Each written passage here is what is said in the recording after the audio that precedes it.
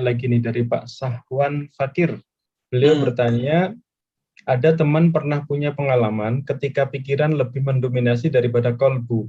Dampaknya apapun diukur berlandaskan akal, yang menyebabkan kalau ada orang sedih atau meninggal, hatinya tidak terenyuh, seolah-olah hatinya keras. Pertanyaannya, bagaimana cara menundukkan pikiran agar pikiran sejalan dengan kolbu yang mengenal Allah? Monggo Ustaz, tafadhol. Ya, pikiran itu selalu bertanya 5. Kenapa? Bahasa Arabnya, why? Kenapa begini? Kenapa begitu? Itu pikiran. Apa perlunya sih nangis gitu ya? Kenapa sih orang kalau doa nangis? Kenapa sih kalau ada orang begini nangis? Cemen amat. Ini akal yang ngomong. Akal memang terlalu sombong, ya. Karena akal itu sombong, itu perangkatnya setan.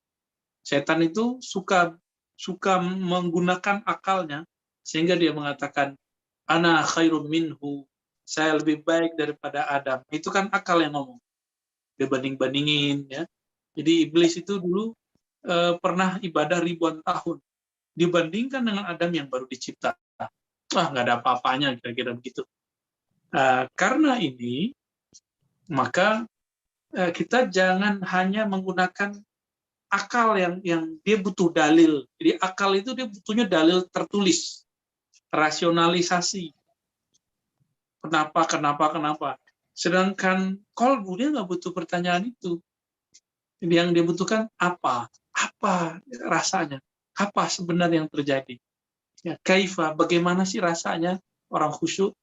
Jadi kalau ada teman-teman nanya bagaimana cara khusyuk, itu dia sudah mulai pertanyaannya yang kolbunya yang nanya. Tapi kalau pertanyaannya, ini Ustadz dari tadi apa sih dalilnya? Ini akalnya yang masih ngomong. Ada satu pengajian saya diminta menjelaskan tentang spiritual, intelektual, ya, ritual. Udah panjang kita menjelaskan dalilnya, maknanya, itu dia masih belum nyambung, masih nanya, mana dalilnya? Siapa yang mengatakan itu? Kita udah ngomong kemana-mana, ternyata dia masih ketinggalan di belakang. Jadi orang-orang yang mengedepankan intelektual di atas spiritual, walaupun kata orang ini pinter, tapi sebenarnya dia sudah kebelinger, dia sudah tertinggal. Ya, contoh sederhana nih, saya dengan Pak Ahmad. Pak Ahmad ini mengenang seorang kiainya meninggal, saya hadir, saya mikir, ngapain nangis nih Pak Ahmad? Gini aja banyak ulama kok masih nangis gitu.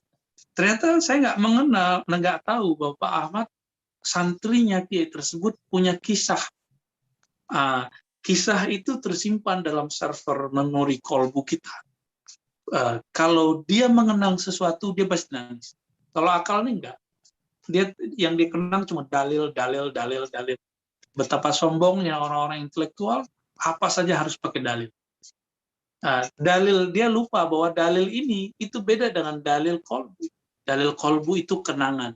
Dalil akal itu hujah. Jadi coba diganti dalilnya. Ya. Coba mulai mengenang.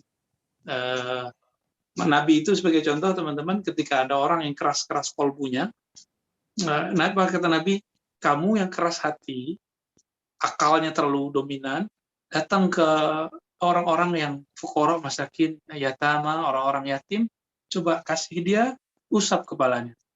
Ini serius, teman-teman. Coba rasakan. Kita bawa duit, kita kasih orang susah. Lalu dia doain. Itu nggak perlu pakai dalil. Kita bisa merinding ketika dia berdoa. Ya. Kita pegang kepala anak yatim, yang anak yatim beneran loh ya, yang terlantar. Itu dahsyat sekali. Dengerin dia ngomong, itu bisa membuat hati ini langsung tersentuh. Jadi yang dominan, yang udah kelamaan sekolah, udah kelamaan berdalil, coba praktekin itu. Ntar temuin rasa nangis, rasa tersentuh. Ya wallahu a'lam.